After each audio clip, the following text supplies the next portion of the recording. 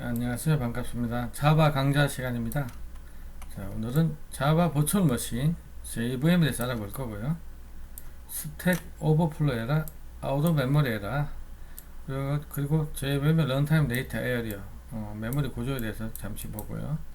JVM의 실행 엔진, 자바 바이트 코드를 OS에서 인식할 수 있는 기계어 네이티브 코드로 번역하는 자바 실행 엔진, 클래스 로더 이런 것들 같이 알아보겠습니다.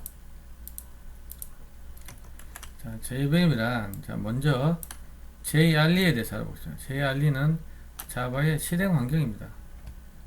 JRE는 자바의 실행 환경이니까 당연히 JVM이 실행하고요.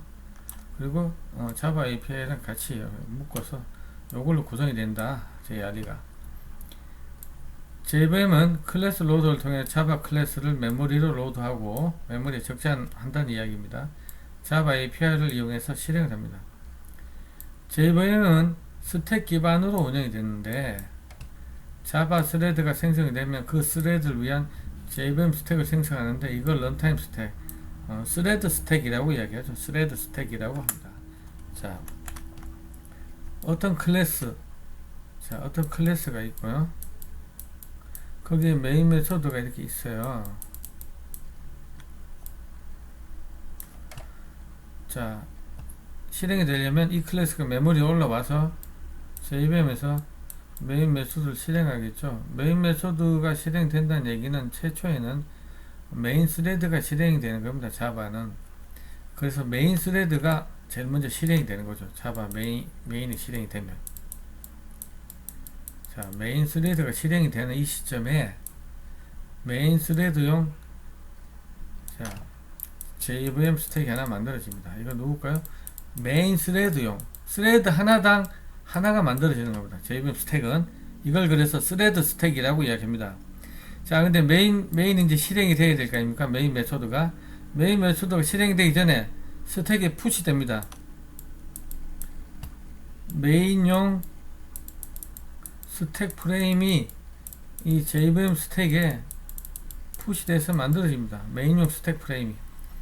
자, 그러면 메인 메소드 안에서 여러가지 지역 변수나 이런 거 사용되면 여기 저장이 되는 거죠. 자, 근데 메인이 A라는 메소드를 호출했다고 생각해보죠. 그러면 A 메소드용 스택 프레임이 또 하나 딱 만들어집니다. 이렇게. 요건 A 메소드용, 요거는 메인 메소드용. 근데 A가 또 B라는 메소드를 또 호출했다고 생각해보죠. 그러면 B를 위한 스택 프레임이 이렇게 푸시됩니다. 자, 이런 것들 JVM이 해주는 거죠. B 메소드용 스택 프레임입니다. 자, B가 다 끝났어요. 그러면 B용으로 만들어진 이 스택 프레임이 팝됩니다. 사라지는 거죠. 그리고 A도 끝났어요. 그럼 A 스택 프레임도 팝돼요. A도 사라졌어요. 그럼 메인도 끝났죠. 그러면 메인도 팝돼 사라집니다. 그러면 결국 메인이 종료되면 전체 애플리케이션이 종료되니까 우리 요 메인 스레드, 아까 만든 메인 스레드도 종료되면 어떻게 됩니까? 전체 JVM 스택도 메모리에서 해제될 겁니다. 최종적으로 스레드가 종료되기 직전에 JVM 스택은 해제됩니다. 결국 JVM 스택에 저장된 데이터는 해당 스레드에서 사용할 수 있으면 나머지 스레드에서는 사용할 수 없습니다. 따라서 메소드 안에서 선언된 로컬 데이터는 스레드로부터 안전하다고 말할 수 있습니다. 자, 우리 자바의 객체는 사용자의 뉴 연산자의 메모리 힙의 객체가 만들어지죠. 그리고 자바 버추얼 머신의 GC 가비지 컬렉터에 의해서 자동으로 힙 메모리에서 해제됩니다. 자, 이 GC는 3조가 끊어진 메모리 힙에 있는 객체들을 해제시키는 역할을 하죠. 그래서 쓰레기 수집기 이렇게 이야기하지 않습니까? 예문 한번 보겠습니다. 자, 테스트라는 클래스가 있고요. 자, 메인 메소드가 이제 실행이 되어야 되는데 제일 먼저 테스트 클래스가 메모리에 적재됩니다. 그죠? 클래스 로더에 의해서 메모리에 적재됩니다. 적재된다는 얘기는 요 sum 메소드의 바이트 코드, 메인 메소드의 바이트 코드가 어디에 올라옵니까? 메소드 에어리어, JVM의 메모리 영역 중에요. 메소드 영역이라고 하고 있는 메소드 에어리어에 이 sum 메소드의 바이트 코드, 메인 메소드의 컴파일된 바이트 코드가 올라와서 JVM이 이 메인 메소드부터 호출해 줍니다. 사실 요 시작 주소를 프로그램 카운터라는 레지스터가 갖고 있죠. 다음 실행할 명령 주소를 이 레지스터가 갖고 있어서 메인 메소드를 불러주는 겁니다. 자, 그러면 이 메인 메소드가 불러줘서 메인이 실행이 되면 메인 스레드가 먼저 하나 실행이 되는 거죠. 자바는 메인이 실행이 됐다는 이야기는 메인 스레드가 실행이 됐다고 했었죠. 메인 스레드가 실행되면 메인 스레드용으로 JVM 스택이 만들어지고 이걸 우리는 스레드 스택이라고 한다 그랬죠. 자, 메인 메소드가 이제 실행이 돼야 되는데 실행되기 전에 메인 메소드용 스택 프레임 하나 만들어져서 ARGS 뭐 이런 TOT 변수들이 스택이 자리 잡겠네요. 자, 이게 메인의 스택 프레임입니다. 자, 여기서 썸을 불러내, 썸 메소드를. 썸을 불렀으면 이 제어가 넘어가기 전에 썸용 스택 프레임이 만들어지고 이 IJ가 자리 잡아서 1하고 2 이렇게 넘어오는 값으로 세팅이 되겠네요. 그리고 이제 제어가 넘어가서 썸 메소드가 실행이 됩니다. return IJ 1 더하기 3이 요리 넘어오고, 그죠? TOT로. 그리고 이 썸 메소드는 사라지죠. 종료되죠. 그러면 요 썸의 스택 프레임은 팝 됩니다. 팝. 자, 사라지는 거죠. 스택에서. 그리고 메인도 끝나면 자, 메인 메소드용 스택 프레임도 사라지고 애플리케이션이 종료되겠죠. 그러면 메인 스레드도 종료되니까 메인 스레드가 종료되기 직전에 자, 요 JVM 스택, 전체 JVM 스택도 사라집니다. 자, 새로운 메소드가 호출되면 JVM 스택의 맨 위에 스택 프레임이 생성되고, 썸용 스택이니까 위에 생성이 되겠죠. 스택을 이렇게 푸시 다 쓰면 팝합니다. 누가 해준다고? 이 일을 JVM에서 알아서 해주는 거예요. 자, 스택 프레임이 생성되고 실행 제어가 호출되는 메소드, 자, 요 썸으로 제어권이 넘어가는 겁니다. 자, 우리 스택 오버플로 에러, 아웃 오브 메모리 에러에 대해서 살펴보겠습니다. 자, 메인이 실행되면 메인 스레드가 실행이 된다고 했죠.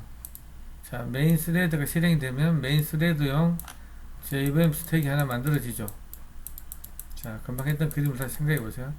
그래서 메인 메소드용 스택 프레임 만들어지고, A 메소드용 스택 프레임 만들어지고, B 메소드용 또 호출해서 B가 호출돼서 B 메소드용 스택 프레임 만들어져야 되는데, JVM 스택, 이 스레드 스택 안에 메모리가 부족해서 이 C 메소드용 스택 프레임 못 만드는 거죠. 자, 이럴 때 스택 오버플로 에러가 납니다. 그리고 우리가 이제 자바로 개발하다가 캐치절에 뭐 이점 프린트 스택 트레이스에서 오류 출력하죠. 스택 트레이스를 출력한다는 얘기는 이 내용을 출력한다는 이야기입니다. 자, 그런데 지금 메인 스레드 말고 또 다른 어떤 A라는 스레드가 실행이 돼서 이 JVM 스택을 할당해줘요. 이거를 할당해줘야 되는 상황입니다. 근데 지금 이 PC가 메모리가 부족하네요. 이클립스에서도. 이럴 때는 out of memory 오류가 나온다는 거죠.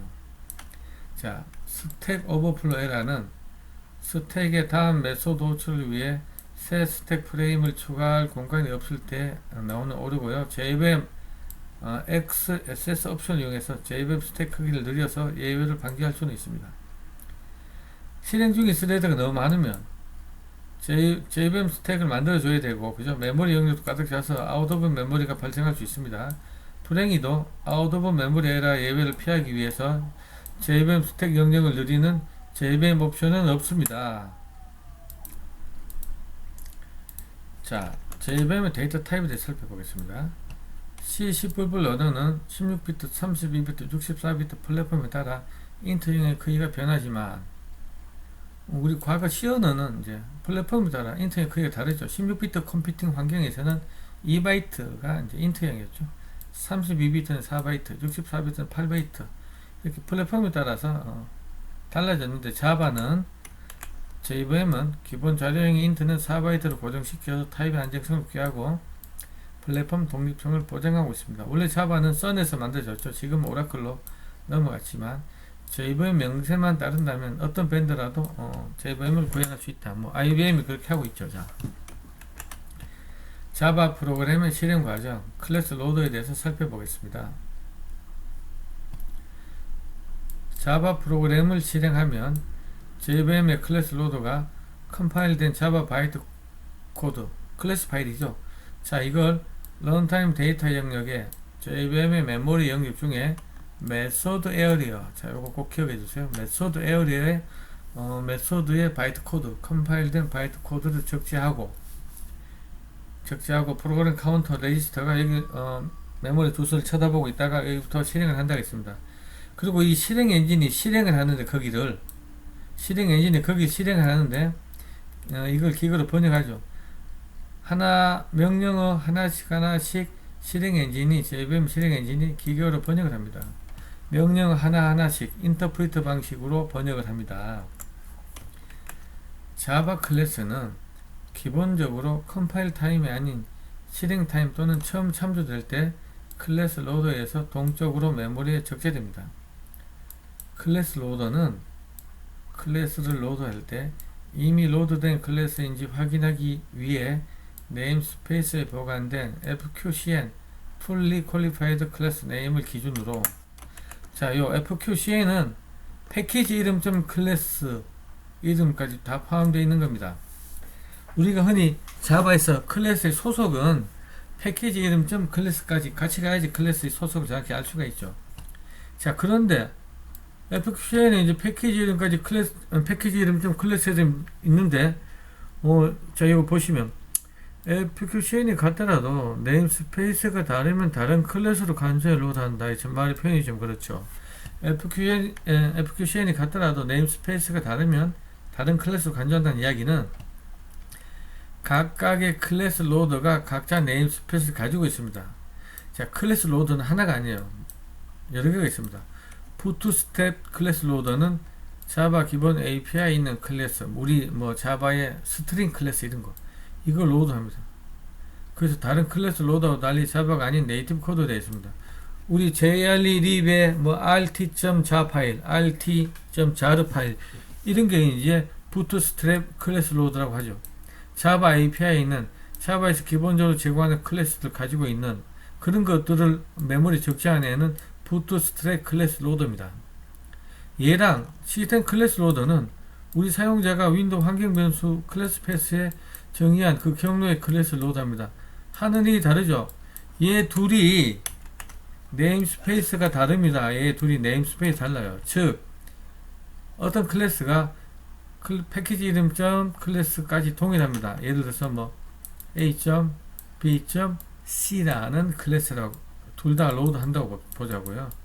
그러면 부트스트랩 클래스 로더나 시스템 클래스 로더는 네임스페이스가 다릅니다. 각자 네임스페이스 다르기 때문에 다르니까 로드를 한다는 얘기입니다. 즉 패키지명까지 같은 FQCN이 같은 클래스라도 지금 같은 경우 네임스페이스가 다르니까 다른 클래스로 간주해서 메모리에 로드 한다는 이야기입니다. 부트스트랩 클래스 로드가 A.B.C를 두 번 로드 하지는 않는다는 이야기고요. 자, 자바 프로그램의 실행 과정, 클래스 로드에 대해서 살펴보겠습니다. 클래스 로딩 한 5단계가 있어요. 제일 먼저 일단 메모리 올립니다. 일단 메모리에 올리고요. 자, 베리파이 합니다. 검증합니다. 그 클래스가 JVM 스펙이나 자바 언어 스펙을 지켰는지 검증을 합니다. 가장 오래 걸리고요. 다음 프리페어 준비합니다. 우리 스태틱 변수들이 있죠. 스태틱 변수들을 디폴트 밸류 기본 값으로 초기합니다. 아직 실제 할당한 값으로 넣지는 않았고요. 일단은 메모리 확보하고 기본 값으로 초기화 시켜 놓습니다. 자, 리졸빙 분석 단계. 클래스의 상수 풀 내의 모든 심볼릭 레퍼런스를 실제 JVM의 다이렉트 레퍼런스로 변경한다. 자, 여기 상수 풀에는요, 요 밑에도 있지만 어떤 메소드나 필드 어떤 클래스도 되겠지만, 자, 이것들의 실제 메모리 사용 주소를 여기서 가지고 있습니다. 그래서 클래스가 제일 먼저 적재될 때 이 상수풀에 심볼릭의 주소들을 실제 JVM의 실제 주소로 바꿔야 됩니다. 그래야 실행이 될 거 아니에요. 자, 이 일을 분석 단계에서 합니다. 자, 이럴 때 이제 만약에 어떤 클래스를 찾아야 되는데 실제 클래스가 없다. 이럴 때는 no class df found error. 우리가 가끔 이 클래스 보죠. 자, 이런 오류가 나올 수 있습니다. 자, 분석 단계에서 심볼릭 주소를 실제 JVM의 다이렉트 주소로 바꾸는 두 가지 유형이 있습니다. 이전은 다른 필드나 메소드 어떤 클래스에 대한 심볼릭 레퍼런스 참조를 자바 버추얼 머신의 실제 주소로 즉시 바꾼다는 거고, 이때 없으면 바로 에러 나겠죠. 레이지는 심볼릭 레퍼런스 확인은 메소드를 처음 사용할 때 실제 사용될 때까지 연기합니다. 지연이죠. 지연. 존재하지 않는 클래스를 참조하는 클래스는 이 참조를 확인할 필요가 없는 경우 오류가 발생하지 않습니다. 자, 우리 마지막 단계에는 초기화 단계로 스테이트 변수를 이제 실제 할당된 값으로 초기화합니다. 뭐 예를 들어서 static int i는 999 그러면 뭐 999라는 값으로 초기화를 하는 거죠. 자, JVM의 실행 엔진. 자, 실행 엔진은 한마디로 자바 바이트 코드를 읽어서 명령어 단위로 한 스텝씩 기계어로 번역을 합니다. 그래서 인터프리터 방식으로 번역을 한다. 하나의 명령어 단위를 읽어서 한 라인씩 하나의 명령어 단위로 읽어서 번역하기 때문에 인터프리터 방식이라고 합니다. 그래서 자바는 인터프리터 방식이면서 컴파일 언어다 이렇게 이야기하죠.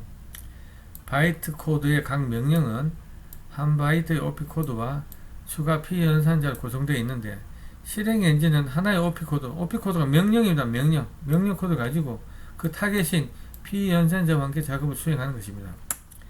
실행 엔진은 자바 바이트 코드를 실제 OS에서 인식할 수 있는 기계어로 변환을 시도하는데 두 가지가 있다. 인터프리터, 아까 말씀드린 대로 바이트 코드 명령을 하나씩 갖고 와서 순차적으로 기계어로 번역하는 거고요. JIT는 just in time, 한 번에 느린 실행이라는 인터프리터 단점을 보완. JIT 컴파일러는요, 바이트 코드의 유사한 부분을 동시에 컴파일해서 시간을 좀 줄이고, 자, 인터프리터 방식으로 실행하다가 적절한 시점에 바이트 코드 전체를 컴파일해서 기계어로 번역을 합니다. 이후부터는 실행 메소드를 더 이상 인터프리터 방식으로 하나씩 명령을 변환하지 않고 네이티브 코드를 직접 실행해서 이미 다 변환해 놨으니까 실행된 네이티브 코드는 캐시도 보관하고요. 컴파일된 코드는 빠른 속도로 실행할 수 있습니다. JIT는 컴파일 하려면 시간 오래 걸려요. 한 번에 하니까. 그래서 한 번만 딸랑 실행되는 코드는 인터프리터 방식이 더 유리합니다. 그러므로 JIT 컴파일러를 사용하는 JVM은 내부적으로 해당 메소드가 자주 수행되는지 체크해서 일정 정도 넘을 때만 JIT 방식으로 컴파일하고 있습니다. 자, 우리 핫스팟 VM 많이 얘기 들어보셨죠? 자, 핫스팟 VM은 핫스팟 컴파일러라고 부르는 JIT 컴파일러다. 얘도 한 번에 몰아서 컴파일 하는데, 얘는 내부적으로 가장 컴파일이 필요한 부분, 병목 현상이 일어날 확률이 높은 부분, 이런 걸 찾아서, 자, 이런 부분이 핫스팟입니다. 이 부분을 한 번에 몰아서 기계어로 번역하는 게 핫스팟 VM입니다. 핫스팟 VM은 한번 JIT 컴파일러를 통해 컴파일된 바이트 코드라도 더 이상 자주 사용되지 않으면 영리하게도 캐시에서 네이티브 기계어를 제거하고 다시 인터프리터 방식으로 하나씩 동작시키고 있습니다. 자, 자바 가상머신의 메모리 모델 간단하게 한번 살펴보고 오늘 강좌 마무리하겠습니다. 자, 테스트 클래스는 자, 메인 메소드가 있고요. 썸 메소드가 있습니다. 자, 메인 메소드를 JVM이 실행할 때 제일 먼저 JVM 스택 프레임이 하나 만들어지죠. JVM 스택 만들어지죠. 이렇게 만들어집니다. 그리고 메인 메소드를 제일 먼저 실행해야 되는데, 메인을 위한 스택 프레임 하나 만들어서, 자, 뭐 TOT, ARGS 이런 변수들 여다 여기서 이제 관리하고요. 그리고 sum 메소드를 위한, 여기서 sum 메소드 호출되죠. 그래서 sum 메소드를 위한 스택 프레임 만들어서 I, J, sum, 자, 이런 변수들 자리 잡습니다. 자, 근데 sum이 끝났어요. 그죠? 자, 메모리에서 사라집니다. 팝되고 메인으로 돌아와서 TOT는 3이 되고, 메인도 끝났어요. 그러면 메인의 스택 프레임도 사라지고, 자, 전체 응용 프로그램이 끝났습니다. 그러면 자, JVM 스택도 전체 다 사라집니다. 자, 이 그 테스트라는 클래스가 최초 실행되기 위해서 메모리에 올라올 때, 자, 메인 메소드 바이트 코드가 어디에 올라오니까 메소드 에어리어에 메인 메소드의 바이트 코드, 컴파일된 바이트 코드예요. 자, 썸 메소드의 컴파일된 바이트 코드도 이렇게 올라옵니다. 그죠? 썸 메소드, 메인 메소드 바이트 코드 각각 이렇게 올라오고요. 자, 그리고 여기 스테이틱 변수 보이시죠? 스테이틱 변수는 우리 메모리, JVM 메모리 영역 중에 메소드 에어리에 올라온다고 그랬어요. 여기 딱 이렇게 카운트 변수 올라오죠. 그리고 값 안 줬죠? 값 안 주면 기본 값을 초기한다 그랬죠. 앞에 이렇게 영어로 초기합니다. 자, 오늘 여기까지 하셔서 자, 저희가 JVM에 대해서 좀 살펴봤습니다. 예, 수고 많으셨습니다. 감사합니다.